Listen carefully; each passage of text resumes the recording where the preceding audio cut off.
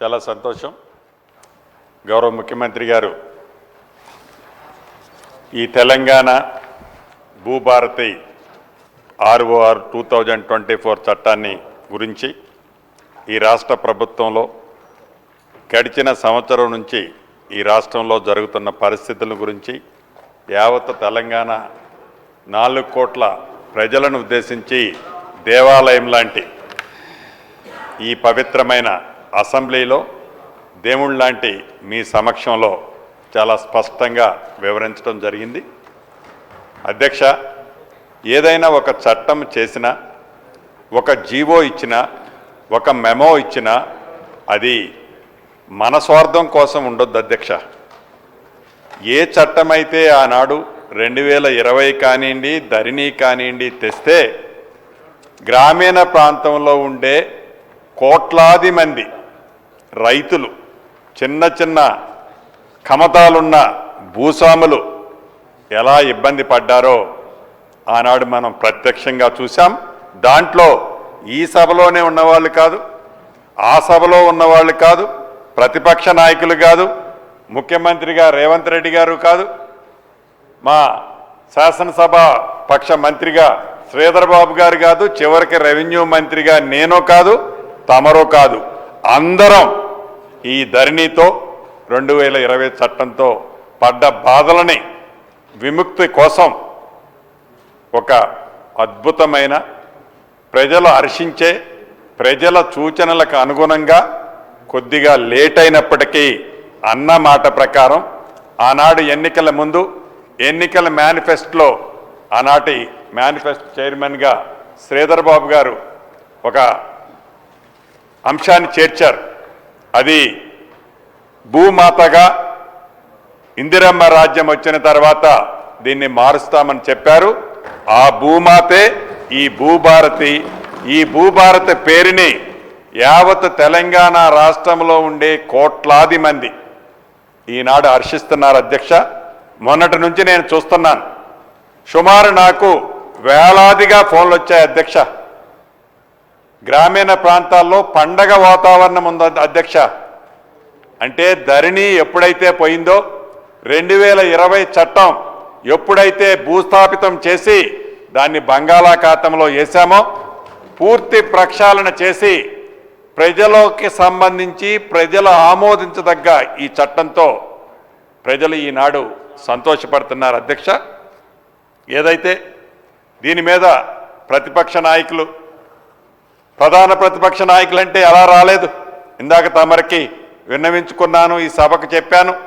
యావత్ తెలంగాణ రాష్ట్రంలోని 4 కోట్ల మందికి వ్యక్తిగతంగా నా కోరికే కాదు అధ్యక్ష, ఒక రెవెన్యూ మంత్రిగా నా కోరికే కాదు, 4 కోట్ల మంది ప్రతిపక్ష నాయకుడిగా తన సూచనలు ఇస్తాడానికి వస్తాడేమో అనుకున్నాను. గౌరవ పెద్దలు కేసీఆర్ గారు రాలేదు అధ్యక్ష. రాకపోవడానికి ఒక 2-3 కారణాలు ఉండొచ్చు. మొదటి కారణం ఆరోగ్యం బాగలేకుండా ఉండకపోవచ్చు. ఎందుకంటే సభ ఏర్పాటు ఏదైతే ఇందిరమ్మ రాజ్యం వచ్చిందో, వచ్చిన దగ్గర నుంచి మొదటిసారి ఏదో కాలుకి దెబ్బ తగిలిందన్నారు. అది ఎలా తగిలిందో, ఎందుకు తగిలిందో ఆ వివరంలోకి వెళ్ళను అధ్యక్ష.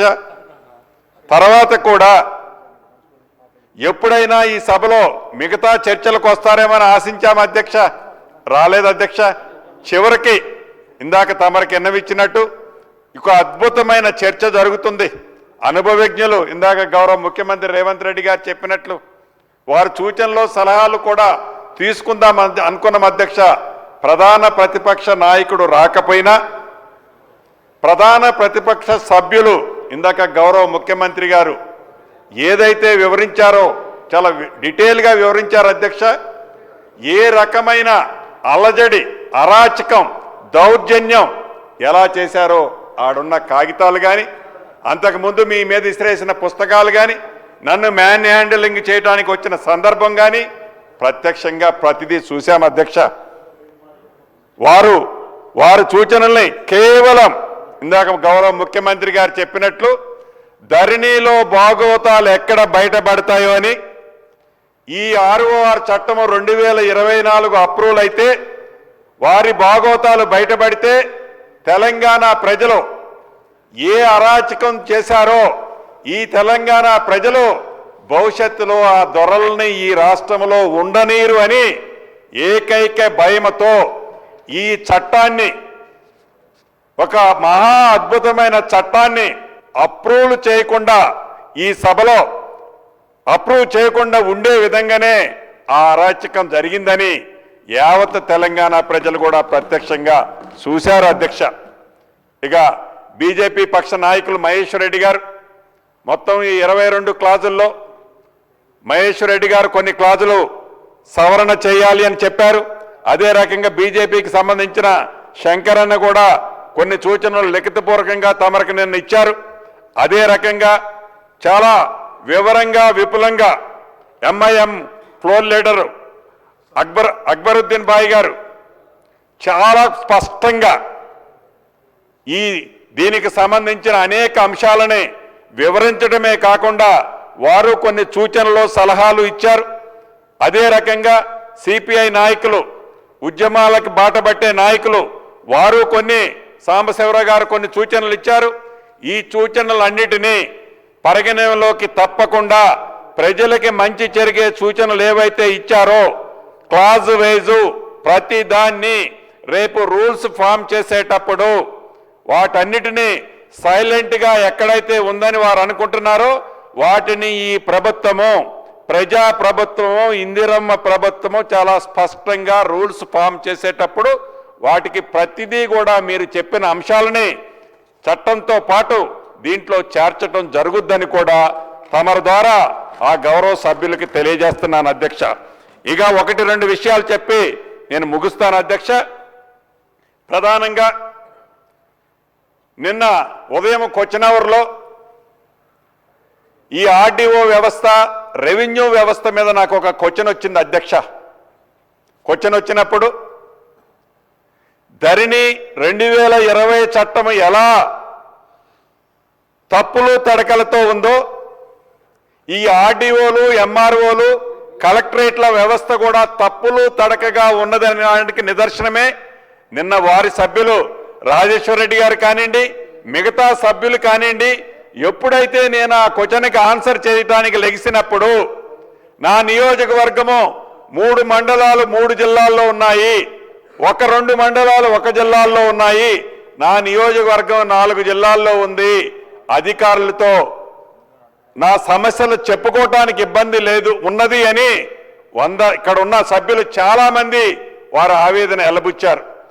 ఈ చట్టం కానివ్వండి, ఆ నిర్ణయాలు కానివ్వండి ఎలా ఉన్నాయంటే ప్రజలకు ఆమోదయోగ్యమైంది కాదు, దొరల పాలనకి నిదర్శనంగా ఏ ఒక్క శాసనసభ్యుడు కూడా ఆ శాసనసభలకు సంబంధించిన పరిధిలో పూర్తిగా తన పరిధిలో ఆ పరిపాలన జరగొద్దు, పూర్తి అవగాహన ఆ శాసనసభ్యుడికి ఉండొద్దనే ఒక్కొక్క అసెంబ్లీ నియోజకవర్గాన్ని ముక్కలు ముక్కలు చేసి 4-5 జిల్లాల్లో ఆనాడు ఆ మహానుభావుడు మాజీ ముఖ్యమంత్రి గారు పెట్టారు అధ్యక్ష.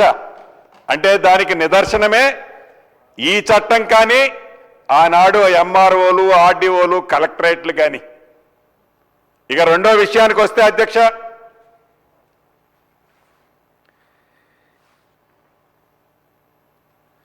గౌరవ హరీష్ రావు గారు ఇందాక గౌరవ ముఖ్యమంత్రి గారు చెప్పినట్టు పదే ఈ గడిచిన 5 రోజులు 6 రోజుల నుంచి పచ్చి అబద్ధాలని నిజాలుగా చిత్రీకరించే దాంట్లో ఇందాక మహేష్ రెడ్డి గారు సహచర శాసనసభ్యులు చెప్పినట్లు వారు మాట్లాడుతుంటే ఏలుబెట్టి బెదిరిస్తున్నారు. నిజం, నేను కూడా చూశాను ఇక్కడి నుంచి. అంటే వారి ప్రవర్తన, వారి ఆలోచన ఏది చేసినా ప్రతిపక్షంలో ఉన్నాం కాబట్టి దాంట్లో నెట్టుకుపోతుందనే ఆలోచనతో ఈ రాష్ట్ర ప్రజలని తప్పు దోవ పట్టించే ఆలోచనతో వారు ఏదైతే చేస్తున్నారో ఈ రోజు చేసిన దాన్ని నేనే కాదు రాష్ట్ర ప్రజలంతా కూడా ప్రతిదీ ప్రత్యక్షంగా గమనిస్తున్నారు. గతంలో 2 సార్లు బుద్ధి చెప్పారు. మళ్ళీ అటువంటి పరిస్థితి కాకుండా ఒక ప్రధాన ప్రతిపక్షంగా మీరు ఏ సూచనలు ఇచ్చినా మంచివైతే, ప్రజలకు ఉపయోగపడేవైతే ఈ ప్రభుత్వం సేకరిస్తుందని మనస్ఫూర్తిగా అందరికీ తెలియజేసుకుంటూ ఇంత మంచి అద్భుతమైన అవకాశాన్ని ఇస్తూ ఇంకా కొన్ని నిమిషాల్లో ఈ చట్టాన్ని ఆమోదించబోతున్నందుకు నిజంగా నాకు చాలా ఆనంద బాష్పాలు వస్తున్నాయి అధ్యక్ష. అంటే నాకు తెలిసి రాష్ట్రము ఉమ్మడి ఆంధ్రప్రదేశ్లో కానివ్వండి, తెలంగాణ రాష్ట్రం ఏర్పడిన తర్వాత ఒక్కసారి 2020 చట్టం తప్ప నాకు తెలిసి ఇదే సభలో నేను మూడో వాడిని అనుకుంటా. ఒక మంచి అవకాశం, ఆ చట్టం కూడా ప్రజలు హర్షించే చట్టం, ప్రజా ప్రభుత్వంలో ఇందిరమ్మ రాజ్యంలో ఒక అద్భుతమైన చట్టాన్ని ఈ సభకి సమర్పించే అవకాశం నాకు వచ్చి నా జన్మ ధన్యమైనందుకు మరొక్కసారి మీకు కృతజ్ఞతలు తెలుపుతూ ఈ బిల్లును ఆమోదించవలసిందిగా కోరుతున్నాను అధ్యక్ష.